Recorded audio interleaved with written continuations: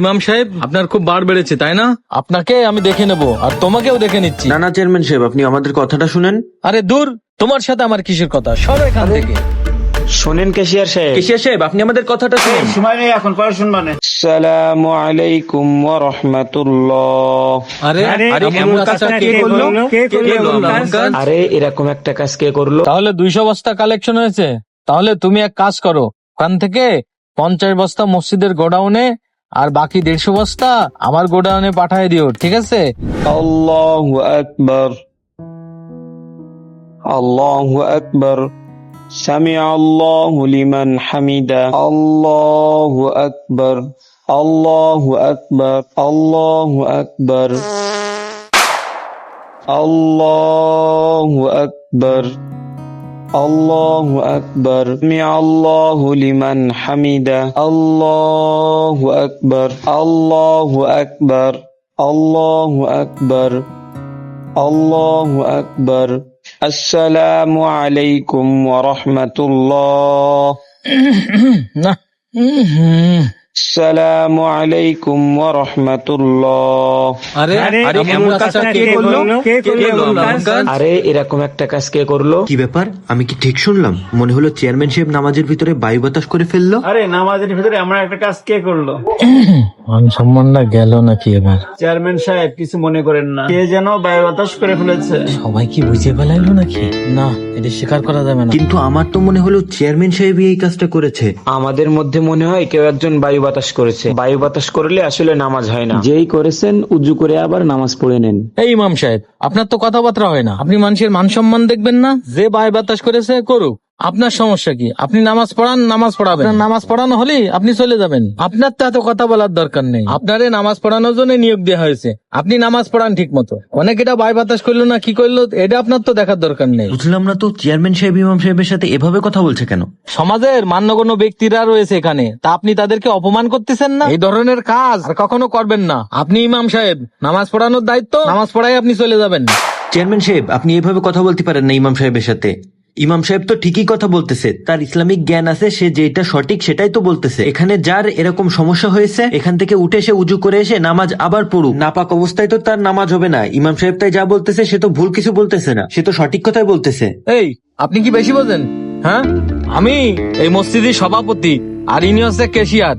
কোনো কিছু সমস্যা হলেই আমরা বুঝবো। আপনি এত কথা বলতে আসতেছেন কি জন্য? হ্যাঁ, আমাদের সে তো ইমাম সাহেব বেশি জানতে পারে না, কারণ ইমাম সাহেব নিয়োগ করেছি তো আমরা যেভাবে বলবো ইমাম সাহেবের সেইভাবেই চলতে হবে। তোমরা বেশি কথা বলতে আসবে না। নামাজ পড়তে আইসাও, নামাজ পড়ে চলে যাবা। মসজিদের কোনে কি দরকার, কোনটা সঠিক কোনটা বেসঠিক, কোন কাজ করতে হবে, এটা আমরা বুঝবো। বুঝলাম না, এরা চেয়ারম্যানের সাথে তর্ক করতে আসে কি জন্য? শোনেন ইমাম সাহেব, আপনাকে নিয়োগ দিয়েছি আমরা, আপনি আমাদের কথা মতো চলবেন, না হলে আপনার চাকরি থেকে বরখাস্ত করে দেওয়া হবে। আপনি এখানে যে একটা কথা বলেছেন, অমনি সাধারণ পাবলিক সুযোগ পেয়েছে। এইসব সাধারণ পাবলিক আমার মতো চেয়ারম্যানের সাথে কথা বলার সাহস পায়? তাছাড়া এই মসজিদের সভাপতি আমি, আমার কথাই আসল কথা। আমার কথা ছাড়া অন্য কারো কথা চলবে না এখানে।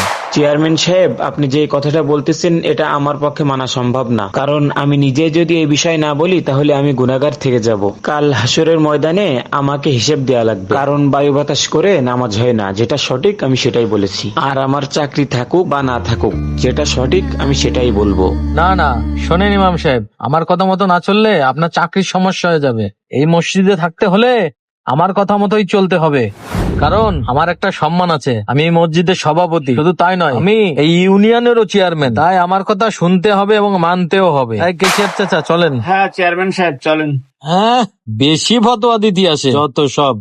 হায় আল্লাহ, চেয়ারম্যান সাহেব একই ব্যবহার করে গেল ইমাম সাহেবের সাথে। হায় রে, এই মসজিদে থাকলে দেখি আমি কোনো সঠিক কথাই বলতে পারবো না। তো কেশিয়ার সাহেব, চাল তো কালেকশন করলেন, তো কি অবস্থা বলেন? চেয়ারম্যান সাহেব, এই ছেলেগুলোকে নিয়ে গেছিলাম, পুরো গ্রাম থেকে 200 বস্তা কালেকশন হয়েছে। ও, তাহলে 200 বস্তা কালেকশন হয়েছে।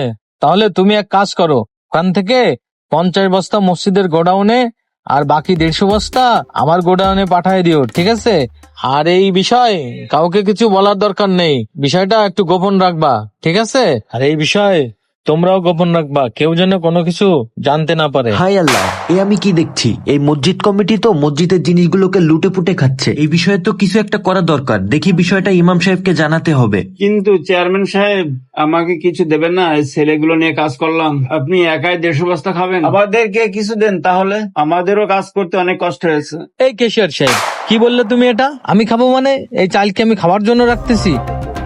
মসজিদের গোডাউনে জায়গা কম আছে, এই জন্য তোমাকে বললাম আমার গোডাউনে বাকি চালগুলো রাখতে। আর সব ছেলেপেলের সামনে তুমি এসব কথা বলতেছো। এই, তোমরা যেন কেউ কিছু মনে করো না। না না চেয়ারম্যান সাহেব, চালগুলো আমার গোডাউনে সংরক্ষণ করার জন্য রাখা হয়েছে। চেয়ারম্যান সাহেব আমাকেও ম্যানেজ করে দিল। এই 150 বস্তা নিজে গছাবে বলে এমন কথা বলতেছে, তাই আমি ভালোই বুঝতে পারতেছি। আসসালামু আলাইকুম ইমাম সাহেব। ওয়ালাইকুম আসসালাম। আপনার সাথে একটা কথা ছিল আমার। আসলে ইমাম সাহেব, এই মসজিদের সভাপতি সাহেব আর ক্যাশিয়ার সাহেব দেখলাম ওখানে হিসাব করতেছে। মসজিদের জন্য 200 বস্তা চাল উঠাইছে পুরো গ্রাম থেকে, আর চেয়ারম্যান সাহেব জন্য তার ভিতর থেকে 150 বস্তায় সাবার করে দিয়েছে নিজের গোডাউনে। আসলে এভাবে চলতে থাকলে তো হবে না। আমাদের মসজিদের কমিটি হওয়া উচিত ইসলামিক কমিটি। তাদের ইসলাম সম্পর্কে কোনো জ্ঞানই নাই, তারা মসজিদের কিভাবে উন্নতি করবে? তারা তো নিজের স্বার্থ হাসিল করার জন্য মসজিদে এসে কমিটি বানাচ্ছে। আরে এরা চেয়ারম্যান সাহেবের নামে কথা বলতেছে, বিষয়টা এখনই চেয়ারম্যান সাহেবকে জানাতে হবে। মসজিদের জিনিস এভাবে নেওয়া কি জায়েজ আছে? না না, মোটেও না। মসজিদের জিনিস ব্যক্তিগত কাজে লাগানো বিরাট বড় গুনাহ। তাদের তো দেখছি এই বিষয়ে কোনো জ্ঞানই নেই, তারা এই কাজটা কিভাবে করতে পারলো? হ্যাঁ, তারা এই কাজটা করতে পারলো কারণ তাদের কোনো ইসলামিক জ্ঞানই নেই। আর মসজিদের এসব কমিটিদের যদি ইসলামিক জ্ঞানই না থাকে, তাহলে তারা কিভাবে বুঝবে যে মসজিদের জিনিস ব্যক্তিগত কাজে লাগানো হারাম? এই কমিটি মসজিদকে লুটে পুটে খাচ্ছে। কমিটিকে মসজিদে থাকতে দেওয়া যাবে না। গ্রামের লোকজনকে নিয়ে এবার একটা ইসলামিক কমিটি গঠন করতে হবে। গ্রামের মানুষকে কতবার করে বলছিলাম ভালো মানুষ দেখে কমিটি নির্বাচন করতে, তারা আমাদের কোনো কথাই শুনলো না। না না, এই কমিটিকে আর মসজিদে কোনোভাবেই থাকতে দেওয়া যাবে না। তারা কমিটি প্রধান হয়েছে বললে যা মনে চায় তাই করবে নাকি? হ্যাঁ ইমাম সাহেব, চলেন এই বিষয়ে এবার একটা প্রতিবাদ গড়ে তুলতে হবে। না হলে এইভাবে আর এই বাজে কমিটি মসজিদে থাকতে দেওয়াই যাবে না। তাদের সাথে আমাদের এই বিষয়ে কথা বলতে হবে। হ্যাঁ, অবশ্যই তাদের সাথে এই বিষয়ে কথা বলতে হবে, চলেন। জি, আর এই মসজিদের কমিটি আমাদের ইসলামিক কমিটি বানাতে হবে। জি জি, অবশ্যই। ইসলামিক কমিটি মসজিদকে সঠিকভাবে পরিচালনা করতে পারবে। হ্যাঁ হ্যাঁ, সঠিক কথা বলেছেন, এটাই করতে হবে। জি ইমাম সাহেব, চলেন তাহলে। জি চলেন। চেয়ারম্যান সাহেব, মসজিদে তো অনেক টাকা আসতেছে, আমার জন্য কিছু ব্যবস্থা করেন। আরে আমি বলিছি তো, তুমি কোনো চিন্তা করে না, তোমার ব্যবস্থা আমি করে দিবানে। মসজিদের সব ক্ষমতা তো আমাদেরই হাতে। চেয়ারম্যান সাহেব, ইমাম সাহেবের মেলা বাইরে বেড়েছে, তারা আপনার বিরুদ্ধে কথা বলতেছে। হ্যাঁ, এই ব্যাপার শুনিসাও কেশিয়ার চাচা? শুনলাম তো। ইমাম সাহেবের তো তাহলে আসলেই বাইরে বাইরে। আসসালামু আলাইকুম চেয়ারম্যান সাহেব। ওয়ালাইকুম আসসালাম। আসলে আমরা আপনার সাথে একটু কথা বলতে চাচ্ছিলাম। তোমার সাথে আমার কিসের কথা? হ্যাঁ, আর তুমি এখানে কি করতে আইসাও? তোমার সাথে তো আমার কোনো কথা নেই। আর ইমাম সাহেব, আপনার খুব বার বেড়েছে তাই না? আপনাকে আমি দেখে নেব, আর তোমাকেও দেখে নিচ্ছি। না না চেয়ারম্যান সাহেব, আপনি আমাদের কথাটা শুনেন। আরে দূর, তোমার সাথে আমার কিসের কথা? সরো এখান থেকে।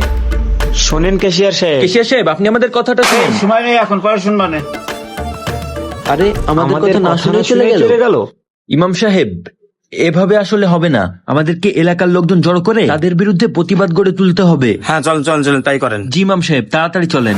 ঠিক এমনই ভাবে আমাদের সমাজে কিছু মসজিদ কমিটি তৈরি হয়েছে যাদের আদৌ ইসলামিক কোনো ইলমি নাই। এজন্য তারা মসজিদের জন্য কোনটা সঠিক কোনটা বেঠিক এইটাই বুঝে না। তাই আমাদের মসজিদ কমিটি বানাতে হবে ইসলামিক জ্ঞান সম্পন্ন আলেম ওলামাদেরকে দিয়ে। একমাত্র তারাই সঠিকভাবে মসজিদটাকে সততার সাথে ইসলামিক অনুশাসনে পরিচালিত করতে পারবে। আর তখনই আল্লাহর ঘর মসজিদের সঠিক উন্নয়ন ঘটবে। দ্বিতীয় পর্ব জলদি আসিতেছে।